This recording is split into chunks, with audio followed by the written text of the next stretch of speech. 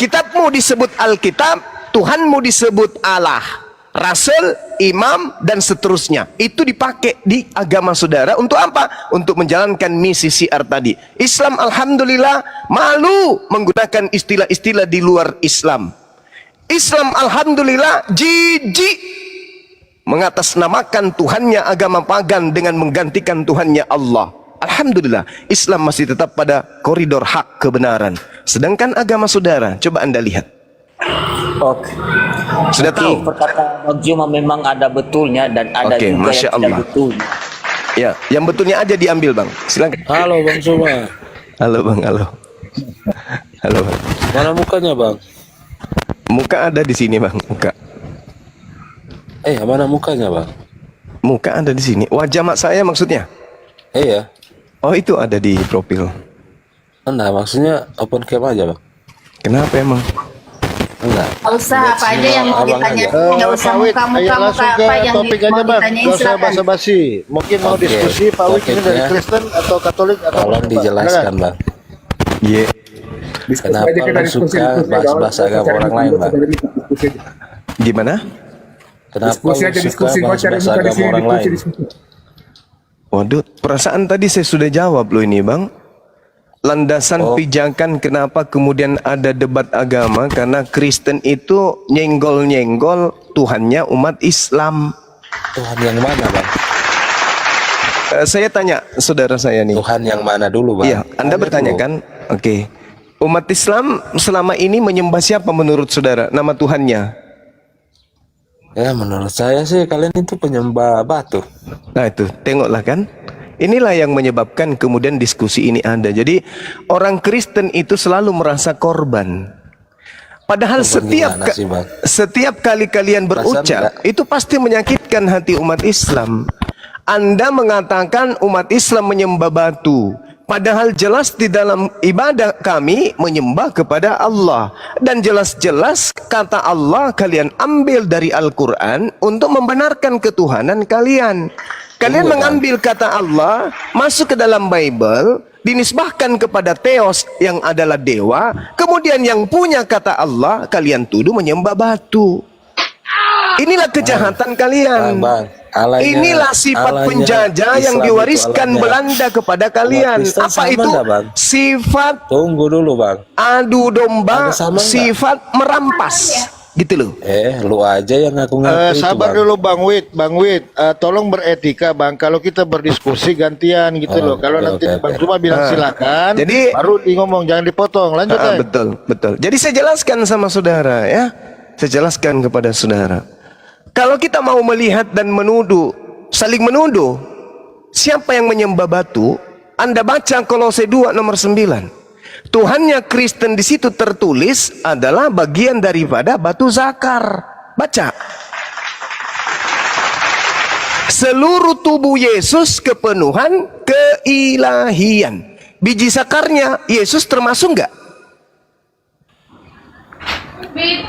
Yang mati di atas tiang salib, apakah cuman badannya tok? Biji zakar enggak ikut di atas menebus dosa kalian? Ikut. Jadi kalau Anda menuduh kami nyembah batu, kami luruskan. Sebenarnya yang nyembah batu itu Kristen, karena batu zakarnya Yesus itu adalah kan nyembah batu. Keilahian. Terus yang ada di Ka'bah itu apa? Ya, itu arah ibadah. Jelaskan Bang. Itu arah ibadah.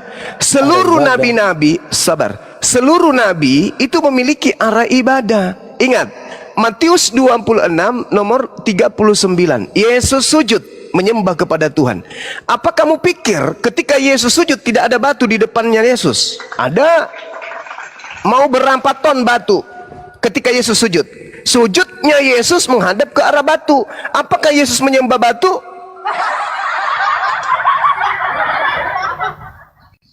Tapi kan intinya umat Islam itu diwajibkan Yesaya 66. ke Mekah Bang. Yesaya 66 nomor 23. Sabat berganti sabat, bulan berganti bulan. Seluruh umat manusia akan datang kepadaku, sujud beribadah kepadaku. Tuh, orang ibadah menghadap ke satu arah. Itu bait suci, itu bait Allah namanya, Baitullah, berziarah.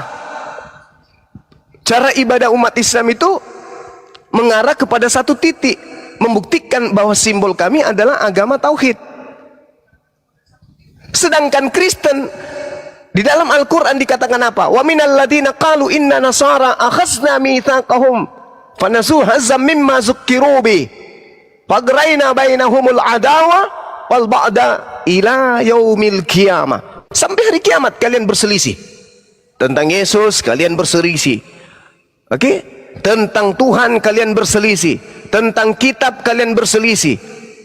Arah kalian ketika beribadah berselisih. Ini Al-Quran yang menerangkan. Mereka akan berselisih dan saling membenci sampai hari kiamat. Al-Quran saya mengatakan itu. Tapi nyatanya sekarang Timur Tengah hancur. Ah, Kan tak ada hubungannya dengan itu. Yang lulus semua kan yang berselisih. Tak ada hubungannya dengan itu. Kenapa? Kenapa? Ada hubungan. Oke, baik. Sekarang saya tanya. Oke, sekarang saya tanya sama saudara. Bagaimana dengan Tuhan yang datang kepada Bani Israel bernama Yesus? Apakah hancur? Hancur. Ketuhanannya hancur nggak? Hancur yang mana? Ketuhanannya mati dibunuh?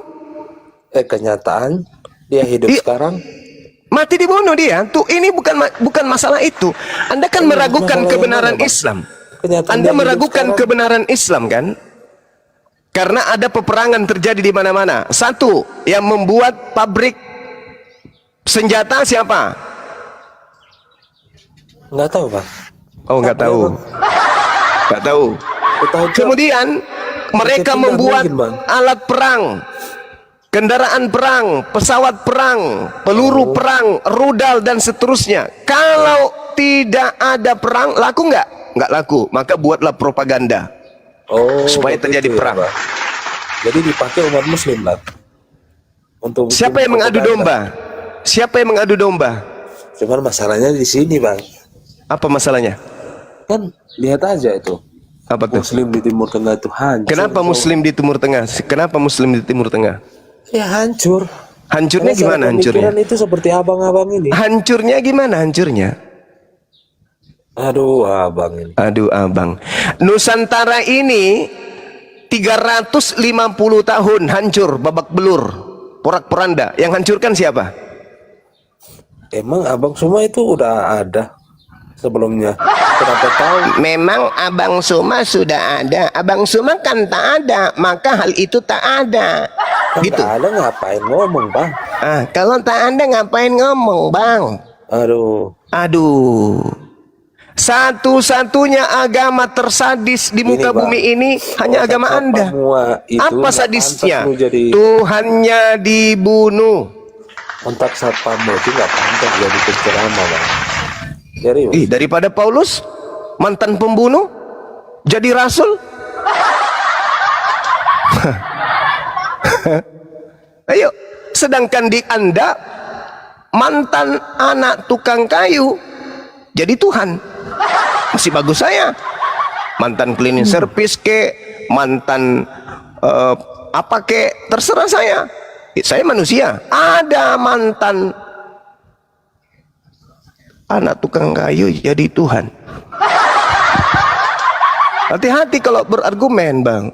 Tolonglah Kristen-Kristen ini ya. Kalau mau mematahkan argumen, mari kita diskusi secara ilmiah. Bawa-bawa Timur Tengah. Apa itu? Kamu lupa. Nusantara ini, kamu lupa. Kuburan-kuburan 40.000 jiwa satu liang masih ada.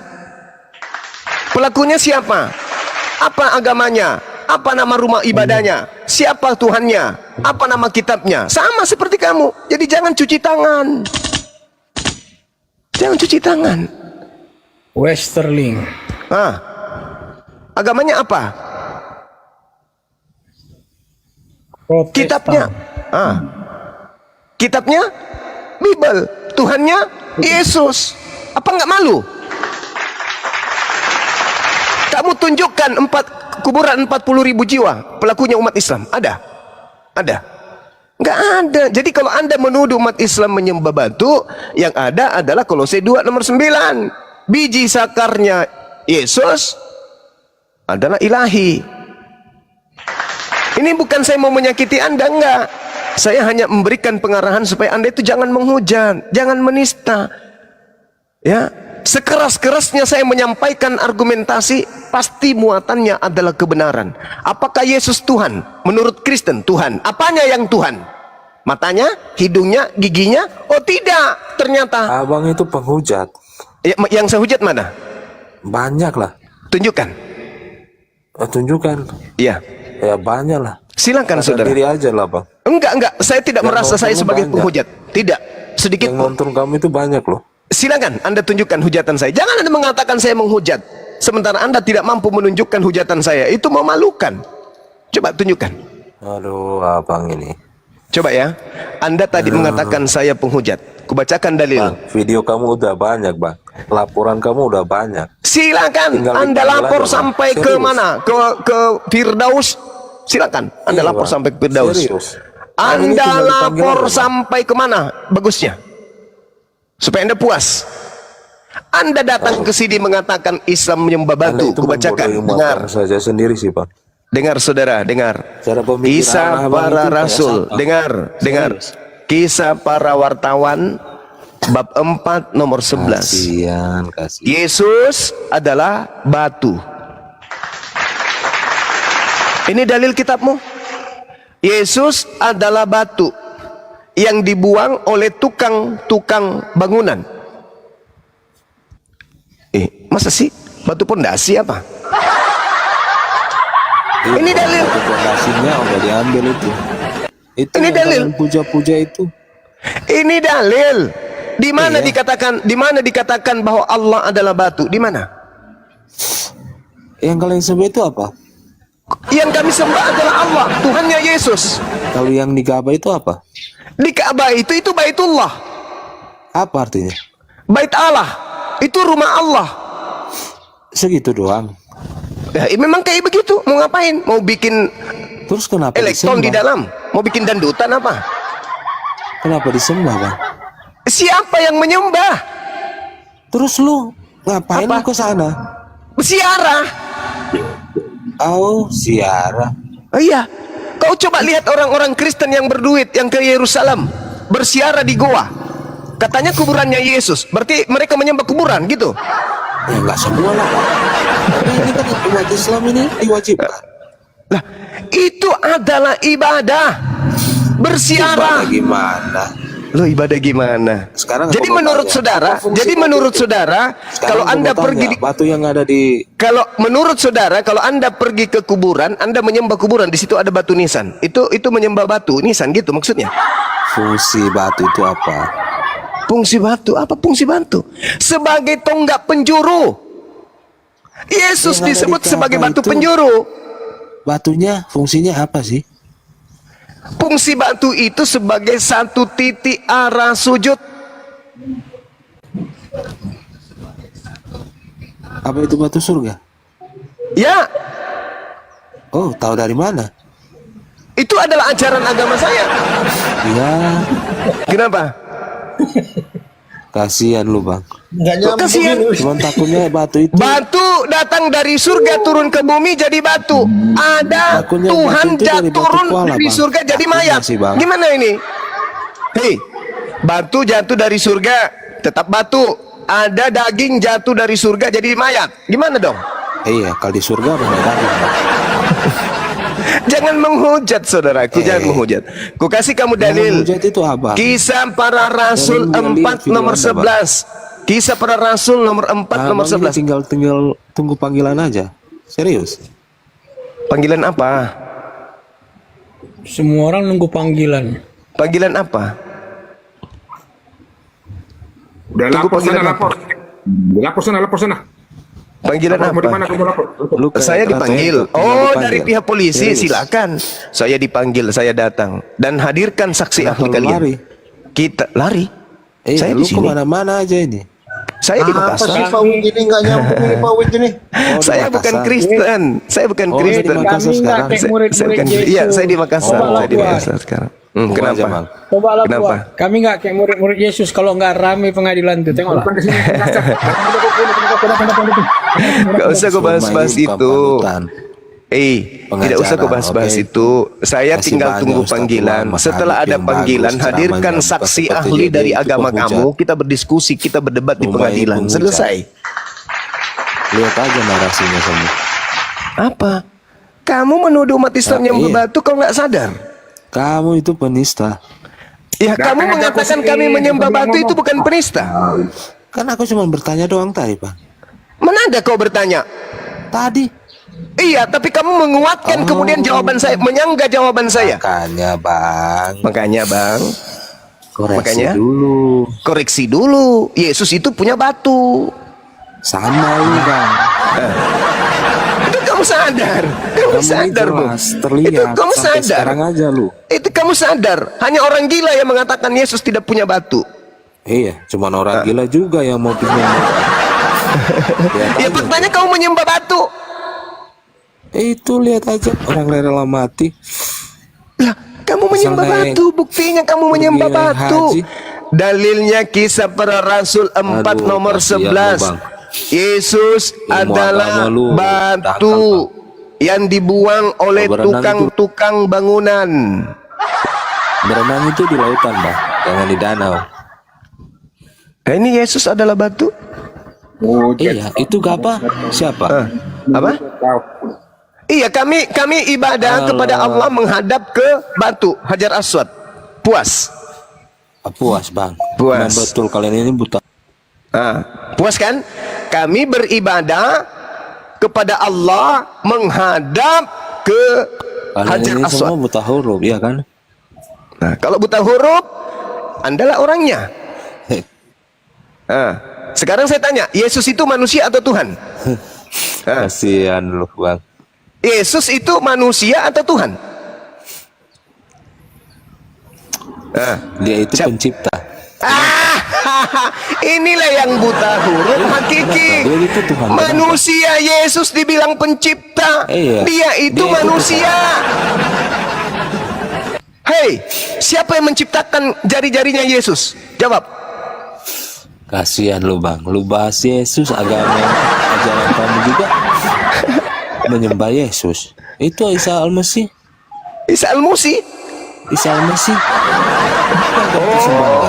Jadi menurutmu Isa itu Yesus? Aduh, abang ini. Makanya kalau sapam nggak usah. Saran saya, Bang. Nggak usah. Saran saya, jangan kamu bawa-bawa Suci lah, Bang. profesi satpam, jangan. Karena polisi memang itu juga betul kok, Bang. satpam, Kenapa? tentara itu juga satpam. Kamu tahu itu satpam, satuan pengamanan. TNI itu satuan pengamanan. Polri itu satuan pengamanan. Kasihan Brimob lu, itu Bang. satuan pengamanan. Sejak Dan kalau kapan kau satpam menghujat jadi penginjil? satpam itu di bawah Kamu naungan orangnya. Polri. Oh, Jangan kau agama bawa orang itu. lain. Aduh, kasihan lu, Bang. Satpam kau hujat-hujat. Yang membunuh Tuhanmu satpam Romawi. Lu bahas Tuhan. Kau kemana-mana. Hei, sadari, polisi TNI itu adalah satpam, satuan pengamanan. Satpam, polisi, TNI itu adalah perangkat negara. Satpam itu hidup punya kamu itu nomor hancur semua. registrasi Lu sadar kenegaraan. diri. Jangan kau menghina satpam, jangan. Kamu belum tentu ada uang untuk ikut pendidikan satpam, belum tentu. Belum tentu. Dengar tuh. Si sapam ngomong. Itu kan menghina lagi kan? Menghina. Tengoklah ini Dosma, lihatlah ini penganutmu satpam Dosma. itu menghina Lihat. nggak? Profesi di bawah-bawah. Kenapa Satpam sih, Bang? dihujat di Indonesia ini ada jutaan Begini, satpam. Bang. Daripada lu hujat agama orang lain, lebih baik. Yang mana yang saya hujat? Kamu barusan menghina kami menyembah batu. Kok kamu katakan saya menghujat? Aduh, jangan terbalik lah, Bang. Loh, yang Kasihan mengatakan kami menyembah batu siapa tadi barusan? Abang itu yang sendiri yang lebih dulu. Nanti meja. Inilah Ngurus Kristen, agama inilah orang Kristen, lain. inilah Kristen kan? Hebat Aduh, kali Kristen dasar ini. penghasut lu, Dia Bang. yang Kita menjajah, tunggu aja lu, Bang. dibalikkan fakta. Islam yang Langsung menjajah. bui, Dia Bang. yang menista, balikkan fakta. Dia yang kita Islam yang menista. Dia yang menuduh nyembah batu. Bentar lagi lu Dia katakan masuk kita yang bui. menuduh. Hidup udah hancur. Aduh, Apa? Suma. Kenapa hidup saya hancur? Kenapa? Hancur kenapa? Pak Wid, jangan nangis Pak Wid, jangan nangis di sini Pak Wid. Kenapa hidup saya hancur? Kenapa? Kok ada bahasa-bahasa kayak begitu? Indonesia ini punya rupanya. Kasihan. Lo kok kasihan? Mayoritas kok rasa iri. Kok rasa iri? Kok gimana ini ceritanya ini? Mayoritas Kok iri. sentimen pribadi aja yang kamu Kasihan, bawa di sini? Hei, kamu kenapa Nggak kawan? nyambung. Kamu kenapa kawan? Kok sakit hati? Kenapa? Kamu tidak puas karena majikan-majikanmu dulu Kasihan menjajah 300 tahun tapi tidak bisa mayoritas. Sakit hati gitu. Kok jadi nangis? Kasihan. Nggak ada yang perlu ku kasihani di sini, nggak perlu. Mayoritas kok kalah sama minoritas. Ah tuh sudah mulai Cara dapat mulai baca. sarkis, mulai Kasihan lu, Bang. lihatlah teman-teman, mayoritas kok kalah dari minoritas. Lihatlah, lihat. Emang benar, Bang. Kenapa? Lihat. Kami umat Islam mayoritas ini kalah dari Kristen apanya? Kami kalah dari segi apa? Banyak, Bang. Apa? Contoh satu. Banyak. Contoh satu aja. Hah? Satu aja. Kami nggak perlu sumpah. Hah? Itu contohnya, kami nggak perlu Maksudnya? sumpah. Karena Karena pengajaran kitab kami itu banyak yang lebih buktinya berwibawa, kenapa kita bahkan mau malah ke berbobot, Islamisaman bahkan kalau gitu? tersinggung. Kenapa niru-niru Islam kalau gitu? Kenapa? Siapa yang niru Islam? Agama Sebutan aja. kitabmu apa? Agamamu Sebutan kitabmu aja apa? Kebelakangan, gimana? Sebutan kitabmu apa? Agamamu itu ke belakang, Cok. Coba apa? Apa buktinya ke Kasihan. belakang agama saya? Apa? Kamu itu si bungsu. Maksudnya si bungsu gimana? Aduh, kasihan agak. Maksudnya si bungsu apa ini? Si Bang. bungsu apa maksudnya? Iya, kamu si bungsu. Maksudnya? Kami nggak merasa kalian adalah kakak kami. Nauzubillah min zalik. Ngapain lurus? Lah, kamu barusan mengatakan kami si bungsu. Emang siapa yang menganggap kamu itu sebagai kakak? Lagian siapa juga yang menganggap agama kalian itu? Tadi barusan kau bilang kami si bungsu. Berarti kamu merasa kamu itu adalah Iya, kakak sama. kami. Loh, kami nggak Kami merasa juga kamu begitu. kakak kami. Kamu agama buatan manusia. Kamu bukan kakak kami. Iya. Agama nggak juga, malu. agama kamu juga manusia yang buat. Nggak malu. Tadi kau katakan kami si bungsu. Emang kamu kakak kami gitu? Siapa yang bilang keluar itu? Ngomong aja lo. Kami hanya 3 bersaudara, bro. Yahudi, Nasara, dan Islam. Kami hanya 3. Kamu siapa? bersaudara. Kamu siapa? Tapi kok hancur semua sih, Bang? Ya biarin aja. Timur hancur. Biarin aja, biarin aja. Aduh. Biarin aja. Dunia belum berakhir. Bung. Dunia belum lu, berakhir. Bung. Bisa Kasihan jadi lu, Bro. besok bisa jadi Ngaca besok lu, Bro. kamu yang hancur. Ngaca lu, Bro. Apa yang perlu saya kaca? Apa-apa? Indonesia yang hancur. Hah? Maksudnya? Kasihan lu. Kenapa kasihan? Ngaca lu. Ngaca kenapa? Iya. Iya Cara apa? berpikir lu sama kayak orang Arab itu. Timur Tengah hancur. Mulai. Tahu nggak lo? Mulai. Ini Mulai. kenyataan, Bang. Kemerdekaan ini banyak kemerdekaan. dipimpin, perjuangannya dipimpin oleh orang Arab. Ada nggak orang Roma membantu Indonesia memerdekakan Indonesia? Ada nggak? Sejarahmu kebalik, Bang. Oh, gitu. Jadi menurut Cara kamu yang kamu itu memperjuangkan berjuang, kemerdekaan ini tidak ada orang Arab, yang ada orang Vatikan, gitu? Bukan yang berjuang untuk negara ini pahlawan kita. Goblok lu. Iya, pahlawan kita itu melawan apa? Melawan penjajah. Penjajah agamanya apa? Aduh, goblok kamu, Bang. Mati meja. Pahlawan agamanya mayoritas Islam. Penjajah agamanya apa? Aduh, Kristen. asal lu. Aduh. Malu ya? Kristen. Malu ya, malu ya, Bang. Paroko. Malu ya, Bang. Kalau kenyataan kenapa tidak, Bang? Dah. Iya. Paroko Bang nih. Berarti Paroko, kamu Bang. malu dong, karena ternyata seluruh agama penjajah itu Kristen. Malu.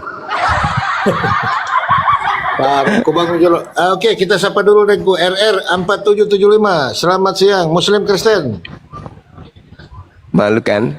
Malu kan? Gitu. RR. Kamu bawa-bawa satpam. Ini cerminan kebencian kalian, ya kan? Banyak di antara kalian juga cleaning service.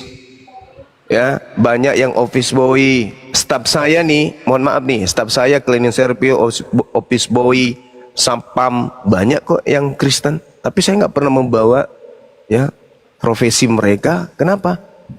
Karena pekerjaan itu semuanya mulia. Pekerjaan yang tidak mulia itu adalah menyembah selain daripada pencipta langit dan bumi. Sibuk menyembah makhluk, itu pekerjaan tidak mulia. Kristen ya, dinaikkan dulu. Saya mau bertanya sedikit, kenapa sih teman-teman Kristen ini selalu tidak merasa, Bang Suma ya? Apalagi mereka membawa selalu tentang kejahatan di Islam itu. Padahal kalau kita melihat ke belakang, bagaimana kejahatan-kejahatan tentang kekristenan itu sangat menyakitkan bagi bangsa kita. Itu kenapa itu, Bang? Lanjut.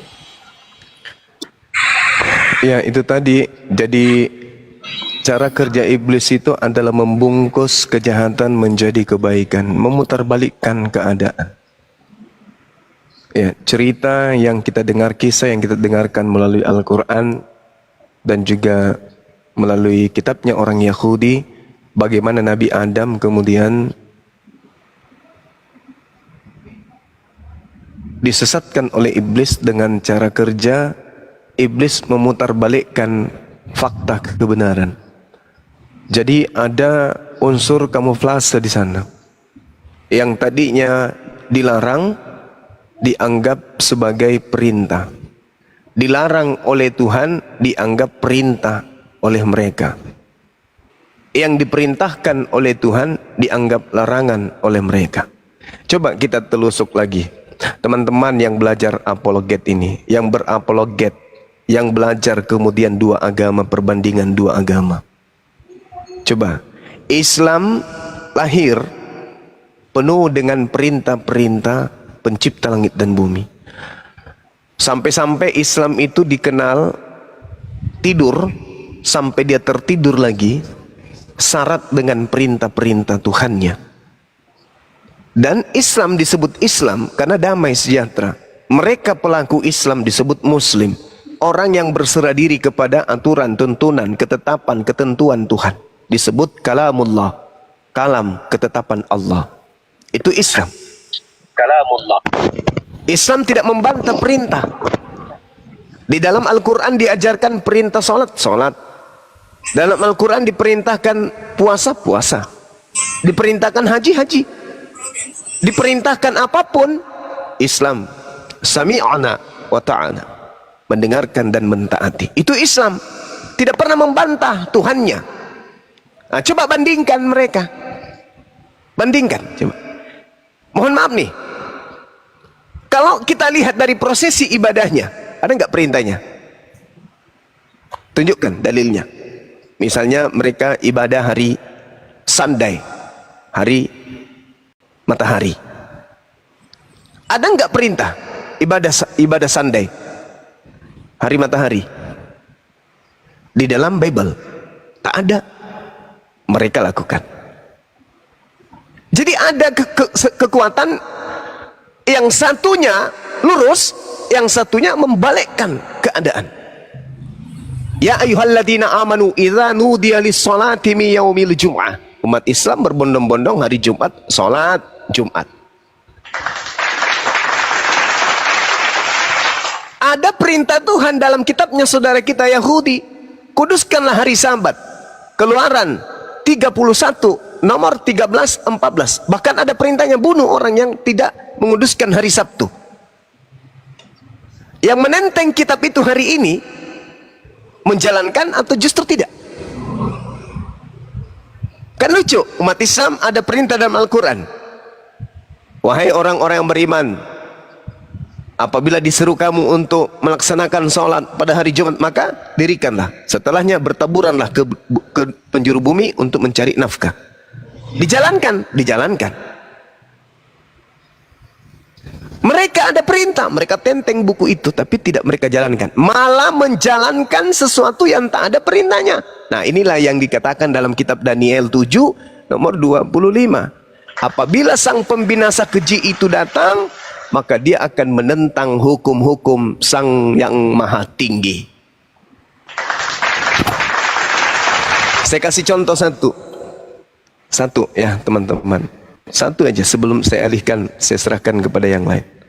Al-Quranul Karim di dalam surah Al-A'raf ayat 144 sampai 145. Apa yang diterangkan kemudian di sana oleh Allah ketika Allah memberikan syariat kepada Nabi Musa alaihissalam. Allah menyeru, "Ya Musa, wahai Musa, inni stafaituka 'alan nas birisalati wa bikalami." Wahai Musa, sesungguhnya aku memilih melebihkan engkau dari manusia yang lain pada masamu untuk membawa risalahku dan firmanku.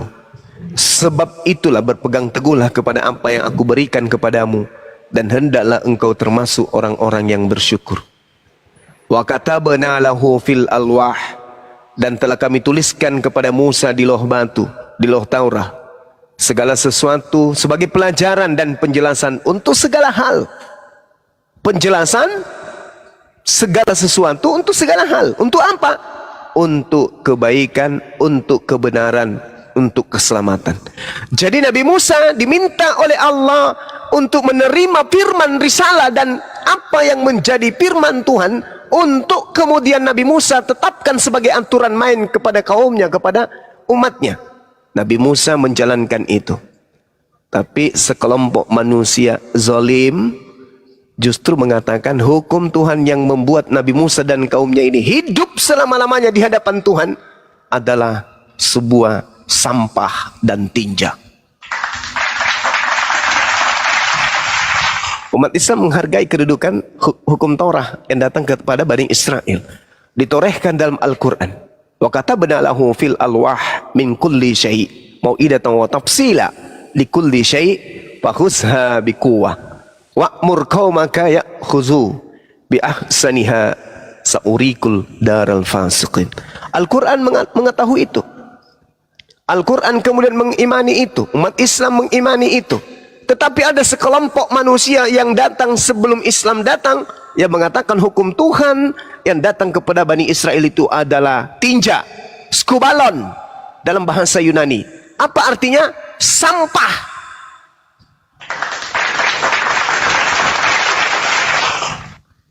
Ini dia katakan hukum Taurat itu adalah sampah. Kita lihat di dalam kitab mereka dalam Filipi 3. Teman-teman, jelas sekali dikatakan di dalam Filipi 3 ini bahwasanya di data nomor 8, malahan segala sesuatu kuanggap rugi karena pengenalan akan Yesus. Teosku lebih mulia daripada semuanya. Oleh karena dialah aku Paulus telah melepaskan semuanya itu dan menganggapnya tinja.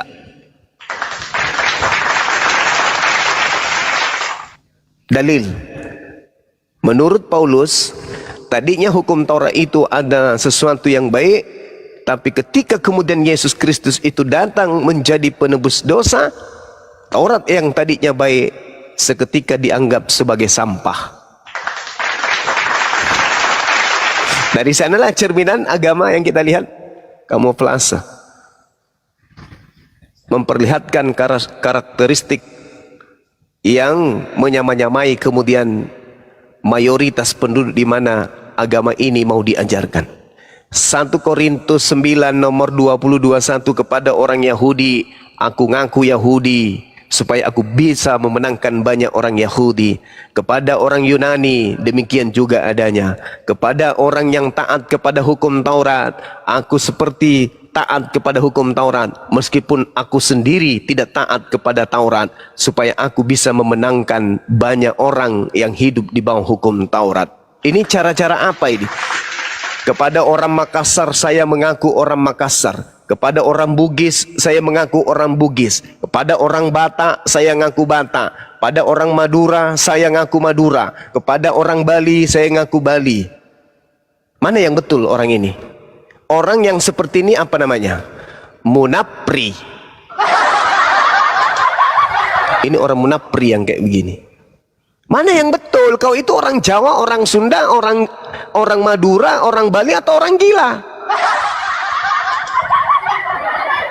Dan tujuannya melakukan itu supaya memenangkan banyak jiwa-jiwa. Ada satu hal lagi. Di dalam Filipi 3 nomor 18. Di situ diterangkan kemudian bahwasanya bukan Filipi. Dikatakan dengan sangat jelas di sana bahwasanya Yesus diberitakan dengan maksud benar atau tidak, atau mengelabui atau tidak, aku Paulus tetap bersukacita.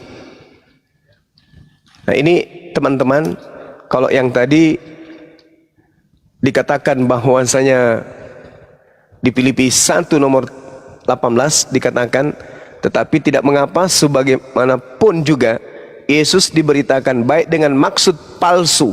Jadi terjemahan palsu ini di dalam bahasa Yunaninya disebut dengan propasis. Propasis itu artinya dalih yang tidak sah, maksud palsu, atau mengelabui, atau semangat yang palsu, atau alasan yang dicari-cari, dibuat-buat, atau dengan maksud jujur. Aku tetap bersukacita. Jadi Yesus diberitakan dengan maksud palsu, atau dengan cara mengelabui, atau dengan cara jujur. Aku Paulus tetap bersukacita. Itu dalil Filipi 1:18. Jadi kalau ada yang datang ke Nusantara ini mengajarkan tentang Yesus berpura-pura menggunakan istilah-istilah Al-Quran, itu tujuannya untuk apa? Memenangkan banyak jiwa. Wajar kalau kita umat Islam kemudian bangkit melakukan perlawanan terhadap gerakan pendangkalan akidah. Dengan cara apa? Bukan dengan cara anarkis, tapi dengan cara dialog, diskusi seperti ini. Karena kenapa mereka melakukan penyerangan? Mereka melakukan serangan kepada umat Islam. Dengan cara apa? Itu tadi, propasis dan seterusnya, berpura-pura dan seterusnya. Ya, supaya apa tujuannya? Memenangkan banyak murtadin. Itu diteorikan di Bible dan dipraktekkan di lapangan. Kita punya bukti banyak. Jadi saudara Kristen ini tidak bisa, enggak dong, kami enggak mengajarkan Islam Kristen. Kami enggak ada pemurtadan, kami enggak ada misi kristenisasi. Iya, Anda bisa ucapkan itu kalau kita semua umat Islam di dunia ini sudah gila. Selama kita masih waras, kami masih melihat pergerakan-pergerakan kalian. Jadi jangan pernah berpikir karena kalian kalah debat, kalian mengatakan kita adalah penghujat. Karena ketidakberdayaan kalian kemudian melawan argumentasi-argumentasi para apologet Islam, kalian kemudian sakit hati dan melaporkan. Itu pengecut, itu memalukan. Kitabmu mengajarkan, beritakanlah Bible kepada seluruh makhluk. Barang siapa yang percaya baptis, yang tidak percaya akan dihukum. Jadikanlah seluruh bangsa menjadi pengikut Kristus. Tuh. Itu amanat agung. Matius 24 nomor 19. Jadikanlah semua bangsa menjadi pengikut Kristus. Maksudnya apa itu? Kalau pengikut Kristus, ya Kristen, jadikanlah seluruh bangsa menjadi Kristen. Dan semangat yang dipelopori oleh Bible, itulah yang membuat kalian kemudian menggunakan karakteristik kemudian mayoritas umat Islam di Nusantara ini. Maka wajar kalau teman-teman apologet itu bangkit menyerukan perlawanan terhadap gerakan penyembahan terhadap. Selamat siang, Bapak. Dari Muslim apa Kristen, Bapak? Kristen. Kristen. Oke, selamat bergabung di Room Edukasi Internasional, Pak HT ya. Silakan, mungkin ada yang mau ditanggapi tentang topik darah Yesus untuk siapa sih? Silakan. Tidak ada yang ditanggapi, cuman mau bertanya. Oh, Masya Atau Allah. bisa disebut saya refresh kembali pelajaran saya yang dulu-dulu ketika saya bersekolah di salah satu perguruan Islamiyah di Kota Medan, kota kampung halaman saya. Oh, jadi Bapak Kristen ya, bukan Katolik ya, Protestan ya? Protestan. Siap. Silakan, ada yang mau ditanyakan Bapak, silakan. Saya pengen merefresh kembali dan bertanya tentang kisah Rasulullah Muhammad SAW tentang toleransi yang diajarkan oleh beliau. Mohon kalau ada yang bisa memberikan penjelasan atau untuk refresh kembali pelajaran saya dulu, mohon tolong disampaikan. Baik. Tentang toleransi yang diajarkan oleh baginda Nabi besar Sallallahu Alaihi Wasallam. Oke, poinnya kita sudah dapat. Sebentar, mungkin Bang Suma dulu monitor sebelum kita kasih. Assalamualaikum, Deng. Oke, masih jauh dari perangkat. Mungkin Pak Dokter. Oke. Silakan. Dewa mana Dewa? Oh, Bang Dewa. Lanjut Pak Dokter, lanjut. Oke, Dewa silakan. nunggu dari Pak Joshua. Dewa nunggu Pak Joshua nanti. Baik Dewa. Jadi kaidahnya itu toleransi itu di dalam Islam pertama lakum dinukum waliyadu. Bagimu agamamu, bagiku agamaku. Di mana toleransi diletakkan? Toleransi diletakkan di dalam hubungan sosial, hablum minan nas ya. Dalam hablum minallah tuntas ya.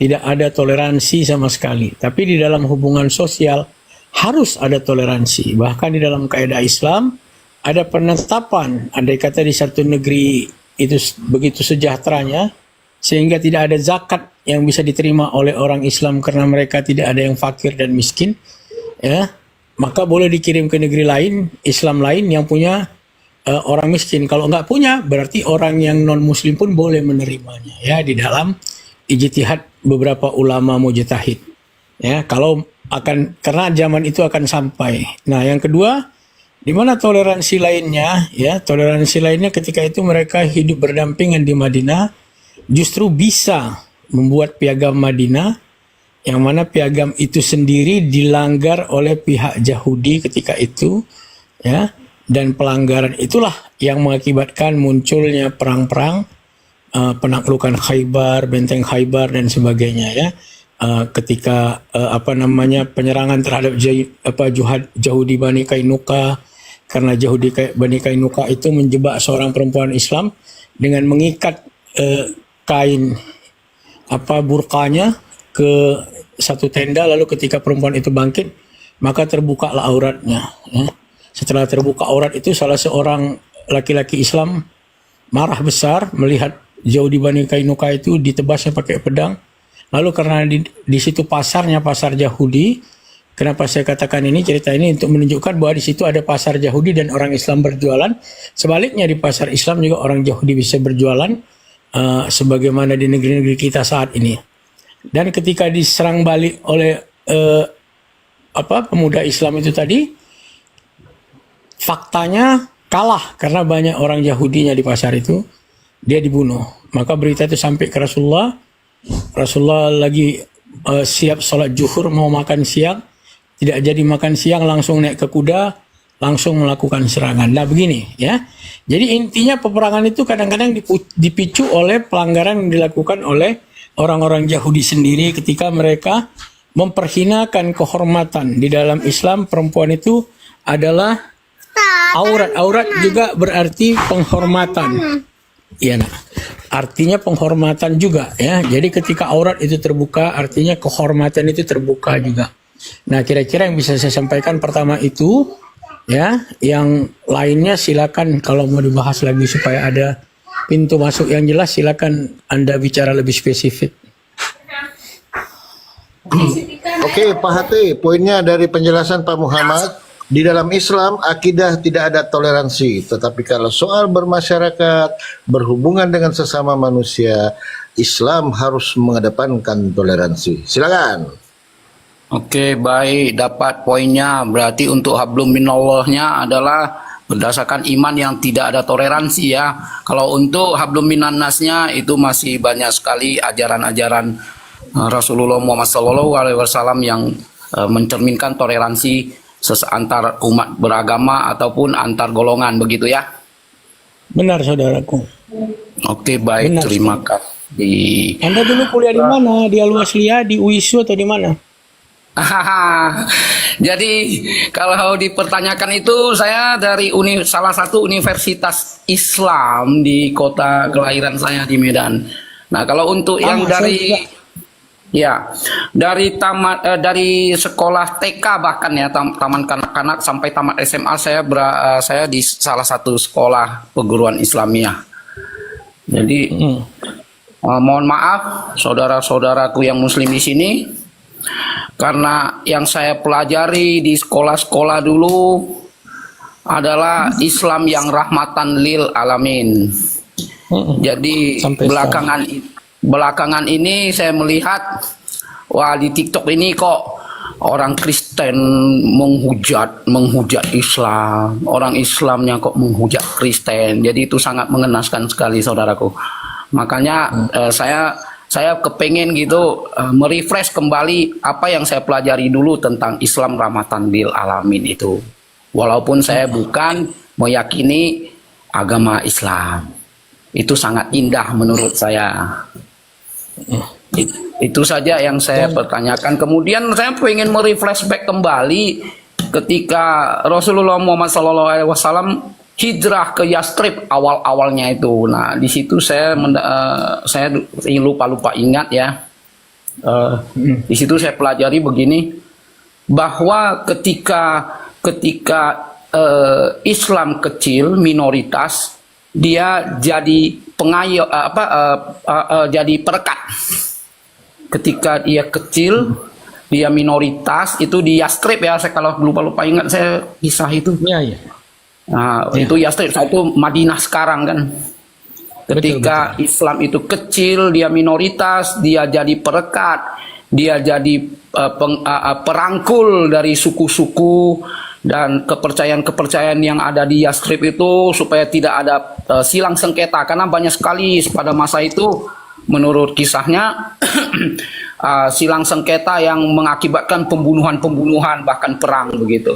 Jadi Muhammad Rasulullah SAW dia masuk ke Yastrib bersama umatnya, kemudian mereka menjadi merangkul perekat di situ. Ketika Islam menjadi besar, Islam menjadi pengayom, jadi pelindung gitu. Itu yang pernah saya pelajari. Tolong di refresh kembali ingatan saya tentang pelajaran itu. Kalau ada teman-teman saudara-saudara yang bisa menjelaskan ini. Terima kasih. Oke, saya masuk sedikit, bisa sedikit ya. Sebenarnya saya nggak usah jauh-jauh. Saya dengar aja perkataan atau statement yang dibawa oleh Pendeta Melatok. Ini nih dari kekristenan ya. Ini apa yang dikatakan beliau? Sangat bersyukurlah kita hidup di tengah-tengah mayoritas muslim. Kita bebas beribadah asal sesuai aturan. Nah ini kata Pendeta Melatok loh. Lalu apa kata beliau?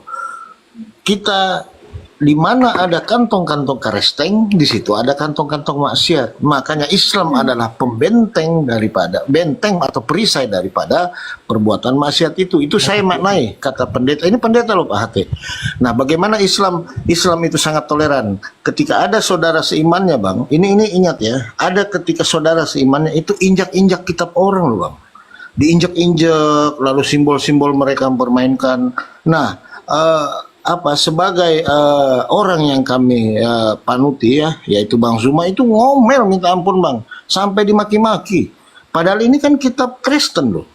Ada ini saya tidak sebut nama aja ya. Begitu toleransinya umat Islam menjaga toleransi antara sesama gitu Bang. Saudara sendiri kami aja kami tegur. Gitu loh. Bagaimana kita dibilang tidak toleransi? Nah, yang justru yang anehnya orang kitab yang itu malah mendukung gitu loh. Jadi saya kebalik-balik logikanya, Pak. Enggak, saya cuma menggambarkan aja, silakan aja Anda. Yang saya minta refresh kembali yang kisah dia Ya. Karena itu pelajaran saya dulu. Saya pengen refresh kembali itu. Iya, itulah salah satu refresh. Kalau nggak ada yang tahu tentang kisah yang di Yastrib awal-awal hijrah Nabi Muhammad SAW itu, ya udah nggak usah dijelasin lagi. Saya cukup turun. Gini Pak, boleh saya masuk saya tahu. Satu ya. Ya, Boleh saya masuk Pak Dokter sebentar ya, sedikit ya, Silakan. biar paham. Silakan, Ya silakan. begini ya, berbicara mengenai tentang toleransi, ini Anda harus pahami saudara. Toleransi beragama bukan hal yang baru bagi warga Nusantara ya, kita di Indonesia ya.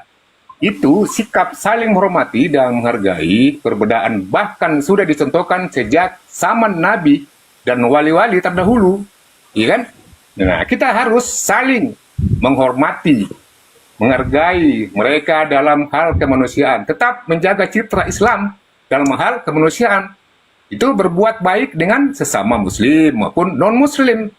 Namun demikian hal itu tidak harus merusak akidah kita sendiri sebagai umat Islam maupun luar daripada Islam atau non-Islam. Gitu maknanya Bang, artinya itu toleransi. Itu bukti lagi ya, itu bukti ya. Saya tidak perlu penjelasan yang lain-lain. Tadi kan saya diizinkan bertanya, kemudian saya ingin merefresh kembali kisah Nabi Muhammad SAW ketika hijrah ke Yathrib. Seperti yang saya jelaskan tadi itu, saya ingin merefresh kembali pengetahuan saya tentang itu. Saya tidak bertanya yang lain. Apabila tidak bisa dijawab ya sudah, saya turun. Terima kasih. Maksudnya apa ini replace? Enggak, biar saya jawabkan. Aki Farid, biar saya jawabkan. Oke. Jam berapa? Biar saya jawabkan. Oke ya, sebentar. Petrus ini Kristen atau Muslim di bawah? Izin. Jadi itulah tadi ya, saya gambarkan tadi Pak ya, bagaimana toleransi di dalam pemahaman Islam. Ya. Begitu Pak HT ya. Apa yang mau direfresh? Direfresh aja terus. Saya ingin mendengarkan kembali kisah Nabi Muhammad SAW ketika beliau hijrah ke Yathrib, bagaimana beliau menjadi perekat suku-suku dan berbagai kepercayaan yang berperang di situ. Ya, beli aja bukunya Pak, beli aja bukunya. Jadi nggak ada yang bisa jelasin di sini ya. Ya udah, terima kasih aja ya. Karena berarti tidak ada yang bisa menjelasin. Terima kasih ya. Bukan nggak ada, beli aja bukunya. Bukan nggak ada. Kalau mau didengar boleh saya jelaskan. Sabar Abang HT, Kalau jangan mau didengar ngambek boleh saya dong. jelaskan. Tapi jangan cepet-cepet turun. Kalau Yang mau kata, udah turun. saya beli aja bukunya ya. Ngapain susah-susah? Ya, Oke ya. itu kalau boleh disampaikan.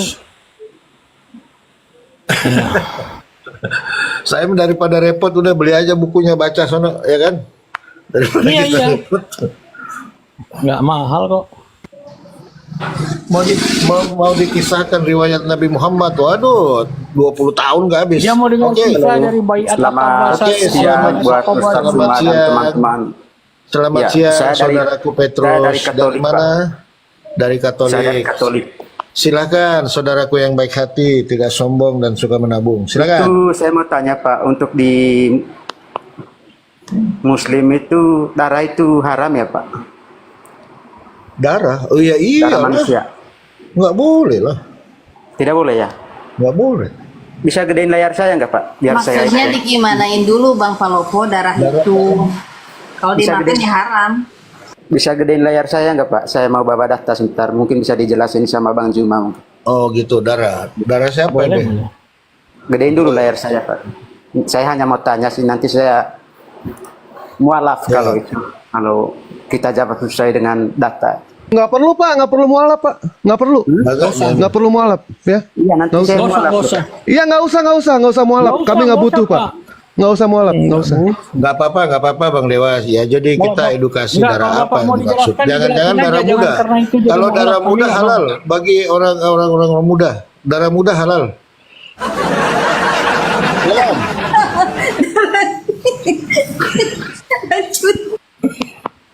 Apa ini? Ya gedein dulu nggak? Biar penonton pada tahu. Darah apa ini? Darah muda? Enggak, ini darah Nabi kita Muhammad Syafi yang diminum sama. Udah tahu sebenarnya Dewa hadisnya sudah tahu itu. Iya. Udah tahu. Cuma Di situ udah tahu. percuma, Ya, percuma satu-satu, dijelasin. Satu. Dijelasin percuma dijelasin. Nunggu Pak Joshua aja Dewa ini. Nanti saya mualaf. Iya buat edukasi lah teman-teman di bawah. Nggak usah Ya, mualaf silakan. Pak, nggak usah mualaf. Islam nggak butuh orang kayak Bapak, nggak butuh. Saya Ya. mau mualaf Pak, kalau minum darah Nabi Muhammad itu bisa. Nggak butuh Pak, nggak butuh. Islam nggak butuh orang seperti Bapak. Nggak usah mualaf, nggak usah. Ya. Kalau ada darah Nabi Muhammad sekarang saya minum biar saya masuk surga loh Pak. Wah, mulai.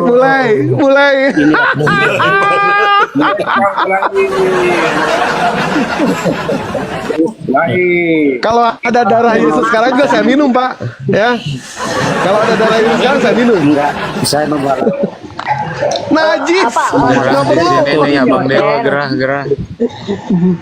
Tenang, Nggak usah ke Nabi Muhammad. Saya Katolik Anda sejati, punya Pak. ibu kan? Anda punya ibu. Cium kaki ibu Anda, itu surga. Ya, nggak usah ke darah-darah. Kecium kaki ibu Anda itu surga. Berbakti pada orang tua, itu surga. Ya. Masya Aduh. Allah. Kita kasih tepuk tangan dulu. Al-Mukarrama Al-Ibrus. Jadi jangankan darah Rasulullah mencium kaki ibu Anda bersumpuh di depannya, itu akan surga buat Anda. Amin. Amin. Masya Allah. Oke, jelas. Ada lagi? Nggak perlu, kecilin aja lah. Nggak penting juga. Kembali ke tema Abang Dewa monitor. Ya, silakan Pak Joshua. Sama minum kencingnya. Ya, silakan Pak Joshua. Apa yang mau ditanyakan? Sama minum kencingnya ada juga. Ada juga datanya. Kalau Joshua sama Dewa aja. Saya mau tunjuk data lagi loh, Pak. Bisa nggak? Apa makan tai? Kau dibawa aja Petrus. Kau tetap data aja lagi di loh, Pak. neraka. Ada data lagi. Ah, nggak usah datamu, data basi itu. Data apaan? Udah tahu hadis Nggak penting. hadis yang dibawa sama dia, minum darah apa? Minum darah baginda Nabi Muhammad, minum air kencing Nabi Muhammad, sudah tahu itu jawabannya, Dewa. Cuma untuk menjelaskan sama orang seperti dia percuma. Percuma. Nanti insya Allah kami jelaskan ya. Nanti insya Allah saya jelaskan. Silakan Pak Joshua. Ya, terima kasih Abang Dewa. Kembali ke tema perihal masalah darah Yesus untuk siapa. Baiknya didudukan dulu persoalan Yesus itu sendiri menurut teman-teman Muslim. Yesus yang siapa gitu maksudnya. Yesus kan ada dua menurut teman Muslim kan. Mohon diterangkan lebih lanjut. Yesus ada dua. Maksudnya Yesus kemana ini? Yesus Yunani sama Yesus Nabi Isa alaihissalam itu ya, Bang Joshua ya. Yesus sebelum yang disalib dan Yesus yang tergantikan menurut kitab teman Muslim kan seperti itu. Demikian. Iya, ini nggak gini loh, Pak Joshua ya. Ketika Pak Joshua itu bertanya mengenai soal kekristenan, kita masuk ke Kristenan. Pada saat Pak Joshua masuk ke dalam Islam, pertanyaannya itu ke Islam, kita masuk ke Islam. Jadi antara hak dan yang batil tidak akan pernah yang namanya tercampur. Ya. Jadi yang mana yang mau dijelaskan? Apakah di dalam pengertian Islam? Kalau di dalam pengertian Islam tidak ada itu darah Nabi Isa. Tidak ada. Berarti kan Jelas clear, berarti di sini masuk pembahasannya ke Yesus yang dimaksud dalam perspektif Kristen ya, Abang Dewa. betul. Betul, dalam pandangan kekristenan. Jadi ya kalau dalam pandangan kekristenan, darah Yesus itu mereka mengimani kalau darah Yesus itu adalah untuk penebusan dosa. Andaikan darah penebusan Yesus itu adalah untuk penebusan dosa, kenapa nggak pada saat Yesus disunat aja?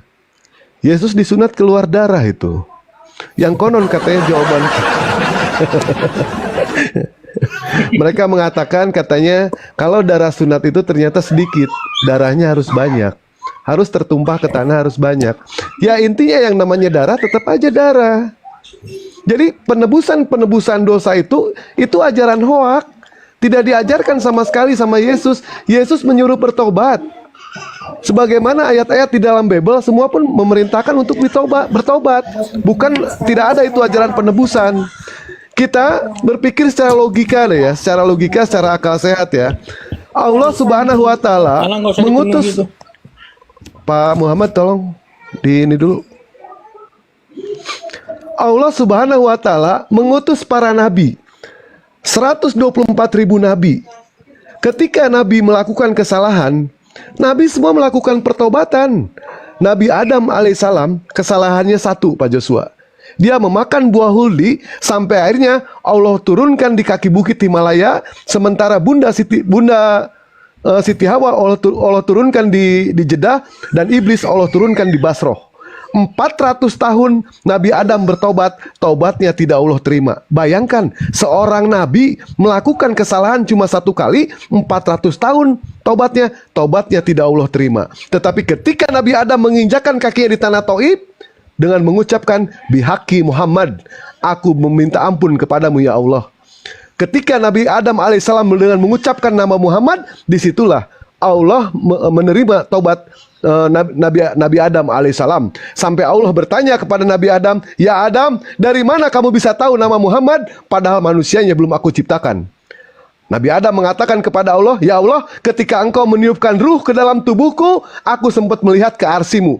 Di arsimu terdapat tulisan Muhammad. Aku tidak tahu ya Allah, makhluk apa itu Muhammad. Aku tidak tahu ya Allah, siapa itu Muhammad. Tetapi karena namanya bergandengan dengan namamu, aku yakin dia adalah makhluk yang paling mulia di sisimu. Maka dari itu, aku bertobat kepadamu dengan menyebut nama bihaqi Muhammad, demi kemuliaan Muhammad.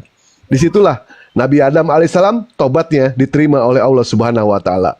Nabi Ibrahim alaihissalam kesalahannya 1. Dia pernah berbohong sebanyak 3 kali. Berbohong 3 kali. Bertobatnya sampai dia menangis. Nabi Musa alaihissalam kesalahannya 1. Dia pernah memukul orang Mesir sekali pukul mati. Taubatnya sampai dia menangis semalaman.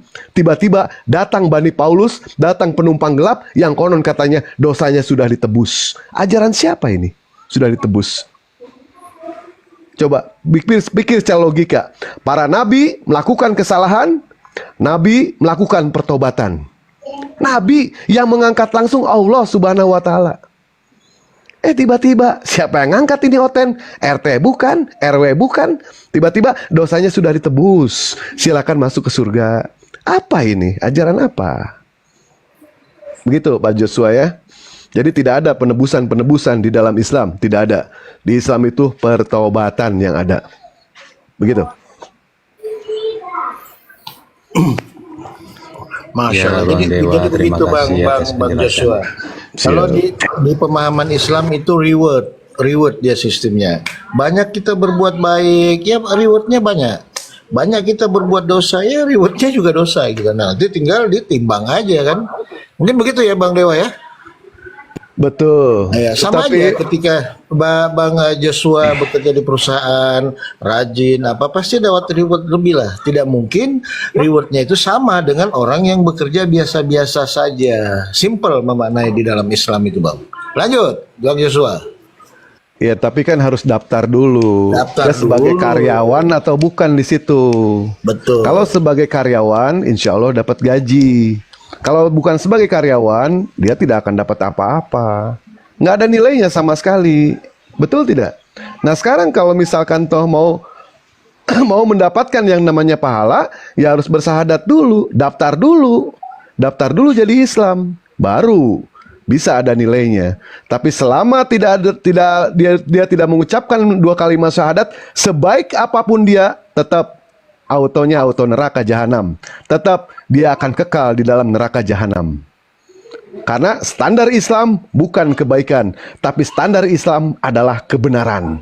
Kebenaran dulu baru kebaikan. Kenapa? Karena yang namanya kebenaran sudah pasti itu baik, tapi yang namanya baik belum tentu itu benar. Gitu Pak Joshua. Oke, silakan Bang Joshua. Joshua TU, silakan. Ya, Abang Palopo, terima kasih. Abang Dewa, terima kasih. Jadi clear, saya cuma pengen mendudukan sebenarnya Yesus ini seperti apa dalam artian siapa yang sedang dibahas. Tapi kalau emang dari persepsi Kristen, menurut hemat kami dalam hal ini, setelah saya telaah, ya benarlah apa yang diriwayatkan Al-Quran, disampaikan oleh saudara-saudara sekalian, bahwasanya Yesus yang diserupakan, yang disalib, dan darah daripada yang dibahas ini pastinya memang darah yang gak ada jaminan bagi keselamatan. Iya. Dan ternyata Injil pun atau Alkitab terbaru ini edisi 2023 TB yang kedua ini emang udah direvisi juga itu. Bingung juga ini kita sebagai umat Nasrani di sini, umat Jadi Kristen. begini di Bang sini. Palopo, boleh saya mas Bang Ya. sedikit Bang Palopo ya? Saya jelaskan lebih lagi ya, lanjut ya. Palopo ya, boleh ya? Sebentar di Sebentar, di sebentar deh, lengkapi sebentar dulu. deh. Siap. Ya, Nanti oke, kalau oke. mau jelaskan tambah Ya, 100. biar Oke, aku pikir maaf udah biar nggak selesai. biar nggak ini ya, biar nggak salah paham aja di sini Ya, Mas. silakan. Jadi TB yang pertama kan Yesus itu sebagai apa, kematian Yesus atau penyaliban Yesus itu sebagai penyelamat bagi atau penebus dosa bagi orang Nasrani, orang Kristen dalam hal ini kami.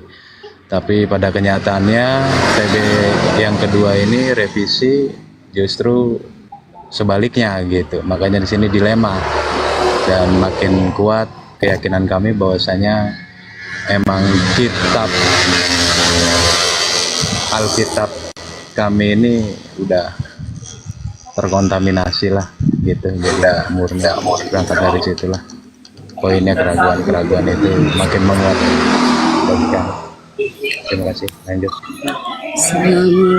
Oke, terima kasih Joshua. Sabar dulu. Selamat sore, selamat siang. Siapa? Bintang Kelabu dari Kristen Muslim. Ya, assalamualaikum dari Muslim. Ya, silakan Bintang Kelabu. Ya, yang lain dulu lah. Aku tarik napas dulu kan baru duduk nih. Enggak ada apa. Kita mau kasih slot 1 Mbak buat teman-teman kita Kristen ini. Silakan. Ya kita belum tahu sih judulnya apa nih. Mau dengar-dengar dulu ini. Maaf bos. Oh iya, mau dengar-dengar di bawah dulu ya Mbak ya. Nanti kalau ini soalnya ada 1 slot lagi buat teman kita Kristen ya.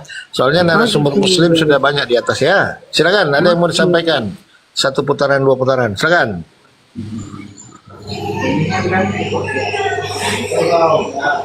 Oke, kalau begitu ya Mbak Bintang, maaf ya, nanti kita ngobrol lagi soalnya slotnya penuh ya. Ini kita kasih buat teman kita Kristen ya. Maaf. Assalamualaikum warahmatullahi wabarakatuh. Ya, dilanjut Bang Farid. Kalau mau tambah narasi, tambah 100, silakan. Ya, tambah sedikit. Ya. Jadi begini Bang ya, Bang Joshua. Jadi menurut pengajaran kekristenan bahwasanya yang diimani oleh Kristen bahwasanya Yesus disalibkan karena demi untuk menebus dosa-dosa seluruh umat manusia. Itu ada persyaratan yang asalkan mereka percaya kepada Tuhan, maka mereka akan disalibkan dalam sekali saja penyelamatan. Ini menurut ajaran kekristenan. Bahwa sekali aja penyelamatan itu dilakukan dengan penyaliban. Sekarang mari kita renungkan saudaraku ya. Bukankah Allah itu Maha Pengasih dan Penyayang? Apa mungkin Allah pernah mengatakan bahwasanya sekali seorang diselamatkan, maka dia dapat masuk ke dalam surga dengan melalui penebusan dosa? Kalau saya menjawab, tentu tidak. Itu jelas tidak. Sebab Yesus sendiri berkata di dalam Matius 7 nomor 2-21 ya, bukan setiap orang yang memanggilku Tuhan, Tuhan yang akan masuk ke dalam kerajaan surga, melainkan dia yang melakukan kehendak Bapakku yang ada di surga. Itu kata Yesus ya. Ini perintah Yesus, ini perkataan Yesus. Ini tidak boleh dibantah ini. Nah, kemudian sebenarnya ayat ini yang diajarkan oleh Yesus, bahwasanya Yesus yang hidup pada zaman Taurat mengenal ajaran keselamatan dengan mempercayai Allah satu-satunya sebagai Sang Juru Selamat dalam penebusan dosa. Sebab hukum Taurat adalah suatu pedoman hidup, ya, pedoman hidup hamba-hamba Allah yang mencakup hukum-hukum moral. Ya, banyak lagi yang jelaskan di situ. Jadi sekira begitu saudaraku, Bang Joshua. Jelas ya? Mudah-mudahan bisa dipahami apa yang saya jelaskan. Silakan Bang Joshua, kalau ada mau ditanggapi. Bang Joshua sudah baca semua ayat-ayat di dalam Bible seperti di dalam Amsal 21 nomor 18 atau Markus 9 nomor 2 atau di dalam Matius 17 nomor 2 sampai nomor 5. Sudah baca belum? Pak Joshua, jujur aja, sudah baca belum? Ya, silakan dilanjut. Baik. Di dalam Amsal 21 nomor 18, orang fasik dipakai sebagai tebusan bagi orang yang berkhianat. Apakah Yesus itu orang fasik? Bukan. Yesus bukan orang fasik. Di dalam Markus 9 nomor 2, di situ dijelaskan salah satu mujizat Yesus itu bisa merubah wajahnya. Di dalam Matius 17 nomor 2 sampai nomor 5, lalu Yesus berubah rupa. Yesus ternyata bisa Dari berubah rupa. mana mujizat berubah rupa? Astaga Pirula, diam dulu Ko Jerry. Ya Allah, ya Rabbi. Diam dulu kau. Nggak apa-apa. Mujizat berubah rupa. Aduh, ampun. Oh ya sudah, begini aja, baca sama ente Markus 9 nomor 2 coba. Coba baca. Baca. Markus 9 nomor 2. Nggak pernah baca dia, membantah terus. Lanjut Bang Dewa. Oh. Markus 9 nomor 2 di situ, 6 hari kemudian Yesus membawa Petrus, Yakobus dan Yohanes. Bersama-sama mereka, ia naik ke sebuah gunung yang tinggi, lalu Yesus berubah rupa. Berubah rupa. Matius 17 nomor 2 sampai nomor 5, lalu Yesus berubah rupa, wajahnya bercahaya seperti matahari. Yesus berubah rupa ini.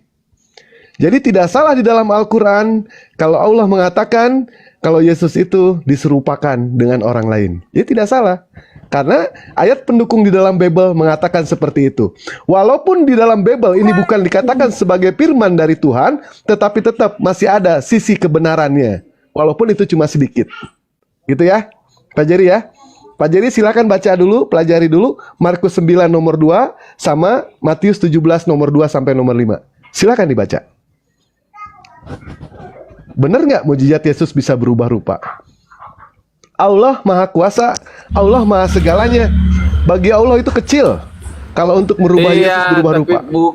bukan mujizatnya itu Yesus yang dia merubah muka itu bukan merubah, itu dia karena kemuliaan Tuhan turun padanya, dia bercahaya lah dia mukanya, bukan dia yang rubah. Kalau mujizat itu dia sembuhkan orang lumpuh, membangkitkan orang mati. Ada pernyataan Yesus